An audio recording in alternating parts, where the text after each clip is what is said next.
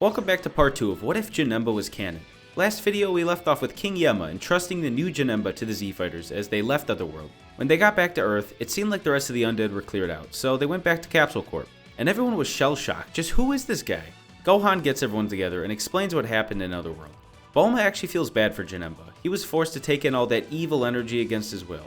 She said it would be fine to keep him at Capsule Corp for the time being, and after much convincing from Bulma and Trunks, Vegeta also half-heartedly agrees. Kakarot's place is too small for another person, so Capsule Corp is the only alternative. He also feels a need to keep an eye on Janemba just in case. Janemba is extremely confused by all these new things going on. He doesn't really get why people are talking or what they're talking about, but he's going to try to just sit back and grasp on how life is here in the mysterious planet. This officially ends the Dragon Ball Z series. Here, there's about a 2-year time skip. Most of the canon bits stay the same, so I'm just going to cover Janemba very briefly. Soon after arrival, Bulma decides that Janemba needs a tutor, so he can learn how to converse, so she buys one.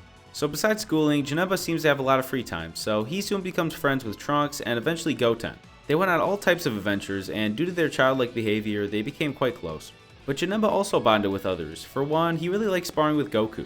Goku's been teaching him the basics of martial arts on his free time. Another great acquaintance of Janemba is actually Majin Buu. Bulma reached out to Mr. Satan about setting up a playdate of sorts, and they were friends ever since. Janemba loved learning about the culinary arts through Majin Buu's magic, and he loved good food, but not nearly as much as Buu. Through time, Janemba sort of in a weird way became the security for Trunks around Capsule Corp. With him around, Bulma felt a little more secure about Trunks, even if he snuck out late at night. Alright, that's about all the character development I'm going to give for Janemba. Now back to the main story. About 2 years has passed since Janemba's arrival to Earth, but far, far away, on the other side of the universe, Beerus, the Destroyer, has awakened. He can't seem to remember why he asked Whis to wake him, but oh yeah, the Super Saiyan God. The Oracle Fish told him that this is the year that Beerus will find his true rival. Whis, by request, takes Beerus to the key signatures of the Saiyans. This is of course on Earth. On the way, they stop at the North Kai's planet to ask about the Saiyans, and they actually find one here, Son Goku. This part basically is the same as canon. Goku challenges Beerus, who accepts, he goes Super Saiyan 3, he still gets his ass kicked, end of story. Although he was very strong for a mortal, there's just no way he was the Super Saiyan God. He must go on Earth to see the rest of these Saiyans. And with that, Beerus arrives at Bulma's birthday. Of course, Vegeta got the message from King Kai and he's dripping with sweat. Beerus, a destroyer! We must keep him as docile as possible. Vegeta remembered the name from his father. He's not one to be toiled with. So following canon, Beerus arrives at the party, Bulma tells him to enjoy the food, and he's amazed by the Earth cuisine. Finally, it's time for dessert, and Beerus wants pudding. He walks up to Buu and Janemba's table, completely full of pudding, and asks for one. Buu starts to lick all the puddings in front of him, but Janemba smiles and offers one of his to the god, which sort of saves Earth from Beerus' bad temper. Beerus calls for all those of Saiyan blood, and Vegeta grabs himself as well as the rest of the half-Saiyans there and presents them to Beerus. Beerus asks him for the Super Saiyan God, and to their surprise, nobody has any idea what he's talking about, not even Prince Vegeta. He does tell Beerus of the Super Saiyan transformation, and Beerus says that might be it. He wants a challenge. He's been sleeping for so long, he needs to work out a bit, so he wants all the powerful people here to fight him all at once with his Super Saiyan form. So they all power up to the max and have a good spar. Vegeta, Gohan, Trunks and Goten, who fuse into Gotenks at this point, and finally Majin Buu and Janemba. Beerus says that these two are not Saiyans, but Vegeta vouches for their power. So they all clash, and who could have thought that it's very one-sided, although he has taken a bit of interest in the non-Saiyan fighters as well.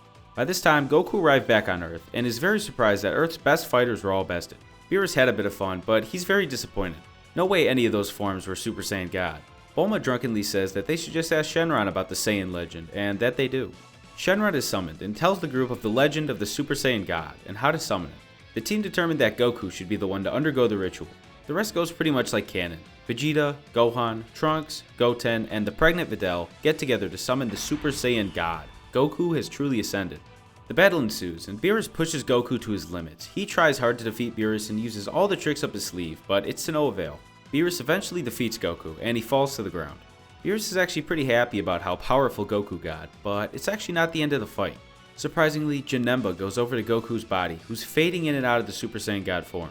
Janemba honestly has no idea what's going on right now. He really doesn't understand the fight was just a spar. He believes that Beerus is here to destroy the planet and all of his friends. Janemba doesn't remember anything about his life before the Soul Chamber. All he's really ever known is his planet. He needs to protect it with all he's got. Janemba holds Goku's hand just as he did years ago, and Janemba screams with emotion. Suddenly, the God Ki in Goku's body swells up and begins to sparkle, surrounding him and Janemba. The red light becomes so bright that nobody can really see what's going on, but when it fades, Janemba stands with a brand new form. Janemba's clear and passive energy became the catalyst for the God energy, and now God Janemba is ready to save Earth. Beerus has no idea what's happening. Suddenly, a portal opens behind Beerus, and Janemba's fist comes out, slamming Beerus' back. Janemba materializes in front of him and says that he will beat Beerus and save Earth. Beerus can't believe that this creature has God Ki, and wants to see what he's made of. The fight is clearly in Beerus' favor, and he's very intrigued in Janemba's power. He's heard of no such thing from the Oracle Fish. A demon that uses Divine Ki and rivals the power of the Super Saiyan God, Beerus is ecstatic. Janemba's reality warping and teleportation delays the fight, but he can't seem to best the God of Destruction. He gets blasted to the ground, similar to Goku. Beerus returns to the ground and actually applauds Goku and Janemba for the fight. He was at first just focused on Goku, but now there's someone else he's kind of interested in as well. He states that he's going to go back to his planet, but he hopes to see more of Goku and Janemba in the future. Goku waves goodbye, but unfortunately Janemba doesn't really get to, since he's completely passed out after the fight. He's in a deep sleep, and nobody can seem to wake him up. About a week later, Janemba finally seems to wake up, but he doesn't really remember anything after the moment Goku went down in the fight. Goku seemed touched that Janemba cared so much about him, but lets him know that it was just a friendly spar. Janemba is relieved that Earth is still in one piece. He's a bit confused about what happened, but that sort of slips his mind after he sees Boo flying overhead.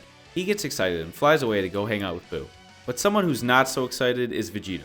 First Kakarot, now Janemba. He's furious that a creature that's not even part Saiyan achieved the Super Saiyan God form before he did, the true Saiyan Prince. Goku used ritual, but that's just cheap. Vegeta plans on achieving this power organically, through training. So once again, Earth is sort of at peace. Every week or so, Whis travels to Earth for more delectable Earth cuisine that Vegeta is offering him to gain his trust. He learns that he's an angel of the universe, but more importantly, the mentor of the God of Destruction, Beerus. Vegeta must train with this guy. After a month or so, Vegeta eventually convinces Whis to talk to Beerus about training them on his planet. And Beerus does allow this, as long as he brings food and two other interesting fighters. This is of course Goku and Janemba, and Vegeta reluctantly agrees, and Whis takes the group to Beerus' planet. During this time, Goku, Vegeta, and Janemba all undergo rigorous training with Whis, sometimes popping over back to Earth for more food. In the first few months, Goku masters Super Saiyan God, and Vegeta eventually gains the form due to intense training as well as constantly being around Goku. Yet, Janemba for some reason can't access the form he once did. He's gotten quite strong from his time here so far, but he still can't get to the next level. Goku says that the ability might be like Super Saiyan, where you need to trigger it with anger. Janemba tries, but still can't access it. Whis pipes up that the aura Janemba had was extremely similar to Goku's Super Saiyan God aura. He also brings up that Janemba was holding Goku when he unlocked the form. That's it, Janemba must be some sort of catalyst for Ki. Goku trains his Ki manipulation with Janemba for the first few weeks, and eventually Janemba is able to recreate the form. Janemba is also able to utilize the form from Vegeta, which is good to know since they previously thought that only Goku could do so. The group then trains for several more months, and the Saiyans eventually learn to combine Super Saiyan God with Super Saiyan, creating the Super Saiyan Blue transformation. Beerus is shocked at how strong the group has gotten in the past 5 months. He's kind of proud in a way. Meanwhile, out in space, Sorbet, one of Frieza's main henchmen, is planning the revival of the Emperor. He plans to use the Dragon Balls to resurrect Frieza and make the Frieza Force great once again. This story honestly wouldn't change much about the start of Resurrection F, but it definitely changes something down the line. Sorbet sneaks into Capsule Corp, gets the Dragon Balls, revives Frieza, and flies away in order to regenerate the Emperor into his former glory. Frieza is revived and vows to kill Goku and Vegeta. For the first time in his life, he's going to train a bit. So he trains rigorously for about a month before traveling to Earth for his revenge. This is right about the point of the story where Goku and Vegeta obtain Super Saiyan Blue. Frieza eventually makes it to Earth and he launches an assault on the planet. Fighters like Krillin, Tien, Roshi, Piccolo, and Jaco manage to defeat the horde of Frieza Force soldiers while Gohan attempts to defeat Frieza. Gohan, while still rusty, isn't nearly as rusty as Canon due to Janemba being in the picture. He loved to spend time and teach Janemba about the world when he wasn't with his tutor, and this eventually led to training a bit afterwards. Since this is the case, Gohan still has access to the ultimate form, which he uses against Frieza. They clash and Gohan is actually overpowering him in the first form. Frieza calls Gohan a good warm-up and powers into his final form. This is where Gohan loses his footing and ends up getting defeated pretty easily. Although he was strong enough to hold back Frieza enough for 3 familiar warriors to show up. Goku, Vegeta, and Janemba heard of the bad news from Whis. Janemba doesn't personally know this guy, but it seems like he's an enemy of the Saiyans. And the group makes it just in time before Frieza finishes off Gohan with a death beam. Janemba senses Frieza's evil aura and steps forward, but Vegeta holds him back. He tells Janemba that Frieza has committed atrocities to the Saiyan race, and this is personal to him and Goku. Janemba understands and backs down. Frieza says he's glad to see the monkeys again, and ooh, who's the new guy? He looks interesting. But Goku and Vegeta say nothing. Instead, they face each other and ready their fists. Rock, paper, scissors, tie. Rock, paper, scissors, tie. Rock, paper, scissors. This goes on for about 5 minutes until Goku eventually wins. He steps forward and explodes into Super Saiyan God. Frieza laughs. Another transformation? What's with these monkeys changing colors? It must be a seasonal thing. Well, I'm going to end part 2 here. If you're enjoying the series so far, please like the video and subscribe to the channel for part 3. Alrighty, see ya.